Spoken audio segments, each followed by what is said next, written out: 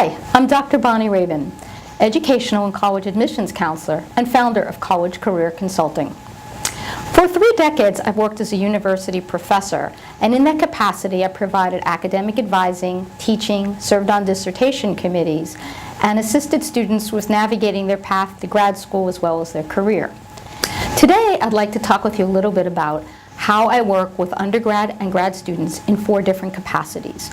1, as an academic advisor. 2, assisting students with their transfer applications. 3, helping undergraduate and graduate students apply to graduate programs. And 4, helping people decide how to launch their career. So let's talk a little bit about why you might like to have your own academic advisor outside of the one provided to you at your undergraduate or graduate institution. For starters, the academic advisor you're provided might not have all of the time or expertise you might normally want or expect. For example, if you're an undergraduate enrolled in a very large academic institution, you will often be funneled through a freshman advising office or general academic advising office where the people assigned to you will not be professors. They will have checklists of courses that you need to take for a designated major, but they won't have the time or expertise to really go through all the different kinds of majors available to you given your interests. And that's where I have a lot of intuition and experience, where I can sit with a student, talk about the courses they've taken and the experiences they've had over time to help them realize some strategic goals they might have. Not every undergraduate arrives on campus knowing what they want to major in, and that's a really good reason to have someone to take a bridge from your high school experience to your undergraduate experience that will give you some sense of where you might head and a number of opportunities. Your undergraduate academic advisor should also be someone that can help you think ahead to planning your strategy for perhaps attending professional school. That might include medical school, MBA school, or perhaps accounting, or even a PhD in a science or other area that you hadn't even thought about. You can't come to the decision as a senior that you're going to go to med school without having made a plan much earlier in the process.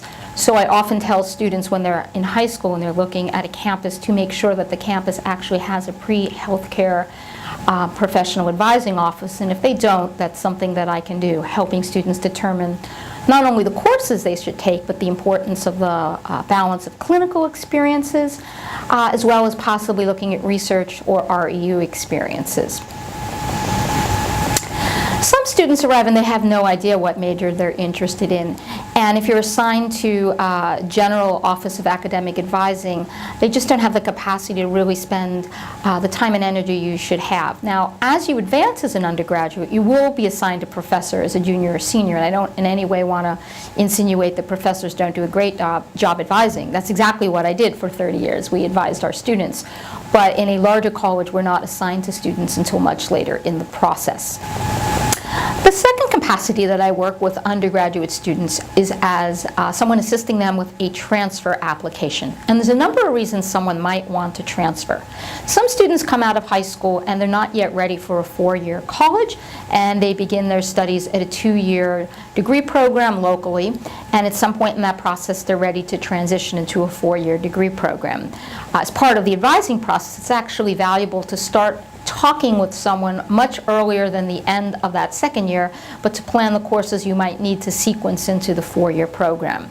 Another reason people transfer is they simply don't end up in the place that's the right fit for them. A number of my high school students know that I talk about fit being part of a package that includes an academic fit, a social fit, and a financial fit. You might have changed your majors or found yourself in a campus that you're feeling too far from home, a campus that's too large or too small, or whatever reason you're just not happy with where you're going to school, and you can transfer. It's pretty easy, pretty seamless to transfer, but having a sense of the picture of our options in front of you for schools and the timing of that process is very important. And 2 types of transfers exist. Those are students that are transferring before they earn an associate or 60 credit hours, and those who are transferring after. You should know that wherever you transfer, there's generally a minimum number of credits that have to be completed where you go to school. The third reason I might assist someone transferring is someone who's a non-traditional student. Maybe they started college and stopped due to personal issues, family issues, illness, and they're coming back around later in their 20s and 30s and ready to pick up where they left off. And I can help students find the right program, whether that be a traditional program or online. In addition to undergraduate academic advising and assisting transfer students, the third way in which I assist people is in preparing applications for grad school. Not only in preparing them, but in evaluating programs of study. Some students know when they enter they're going to be headed to med school, and over time they change and consider going to nursing. Some students have already decided they want to be attorneys. Some people ultimately know they want to get a master's degree or PhD, depending on their field.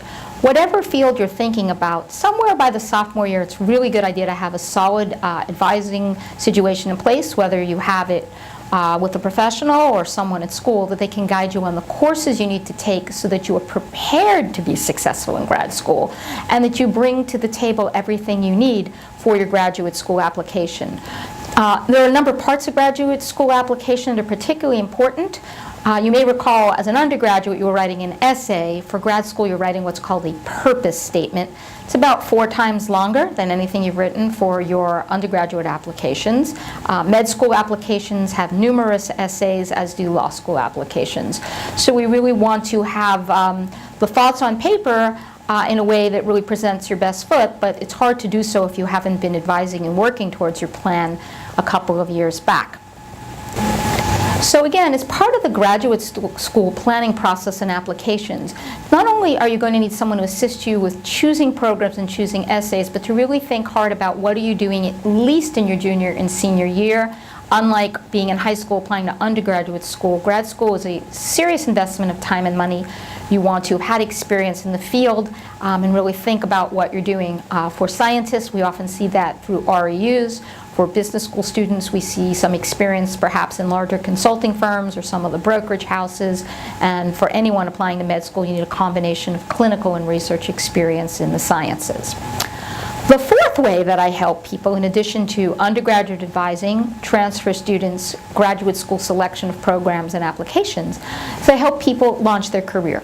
That may be students coming out of undergraduate or graduate school. And a lot of career coaches will refer to this as branding. How you present yourself is pretty important. You are competing with much more significant numbers against you than anything you've ever done before. When you went from high school to undergraduate, from undergraduate to grad school, now your competition is the world. So how do you get on the radar to get yourself noticed, to receive an interview, get through that interview process successfully? We start by looking at the way you've assembled your resume. We look at connecting you to LinkedIn and other job sites in a manner that really captures your strengths. And I also do mock interview presentation and assist with cover letters and targeted job search. So overall, after serving and working with students at the high school and undergraduate level for 30 years, I bring that experience to you. If you're currently an enrolled undergraduate or graduate student, I hope you'll reach out perhaps for academic advising or to get started with your career or grad school applications. Thanks so much.